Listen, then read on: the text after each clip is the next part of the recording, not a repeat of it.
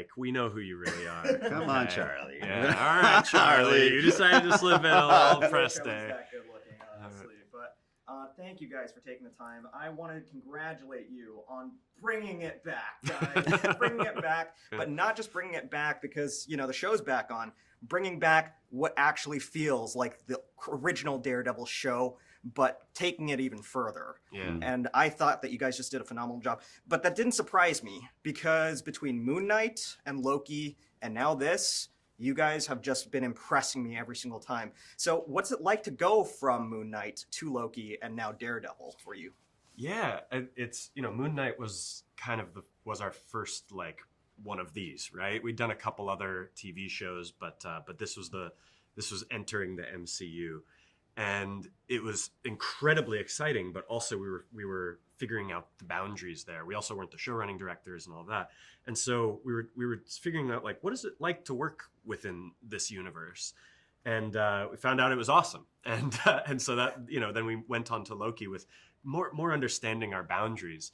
But the thing that's really interesting about, you know, moving from those two shows over to Daredevil is that the stakes of the show are street level, which means that it's really, really about just like these two people that bleed. They die if you shoot them, you know? And so the stakes become extremely human. They can't get as high as the end of the universe, right? And that was, you know, something that we took to really well because it's a little more like our independent film work, and we've always wanted to make a crime drama and all of that.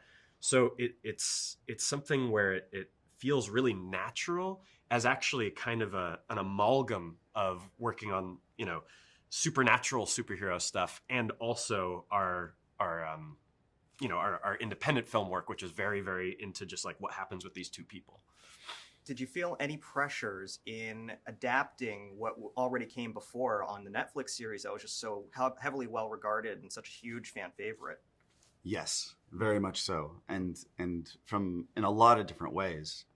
One of the ways is just that we ourselves are huge fans of that show, and you don't want to let yourself down as a fan. But beyond that, that show hits not just great dramatic heights, but great technical heights that we have studied as filmmakers, like the season 3 Prison Break winner. It's not Prison Break, just the season 3 Prison winner. You know, you study those types of things as a filmmaker, whether you're into the show or not, and we were. But it's a lot of pressure once you're like, okay, guys, now you're up. Yeah. You see now it's done. Now try to do your version of that. And I mean, luckily with its legacy of telling a great tragedy, luckily we had Dario, who's a wonderful writer, to basically conceive of something that pilot has a tragedy that ripples out through the whole season in a way that is also actually in the spirit of that original show. Mm-hmm. Wonderful. My last question for you guys, super quick one. You guys remind me of the Russos. That's, in my opinion, the next step. Benson and Moorhead, to me, are the next duo that I think can handle actual $200 million tentpole MCU movies. Any interest, any ambitions for that? You know, it's funny is for us, I promise you when I say this, is it comes down to story. It comes down to story, characters, personal attachment, all of that. And I hope I don't sound a little aw shucks about it, because I really appreciate that compliment, you know. But it's not at all about swinging around a gigantic, expensive sword.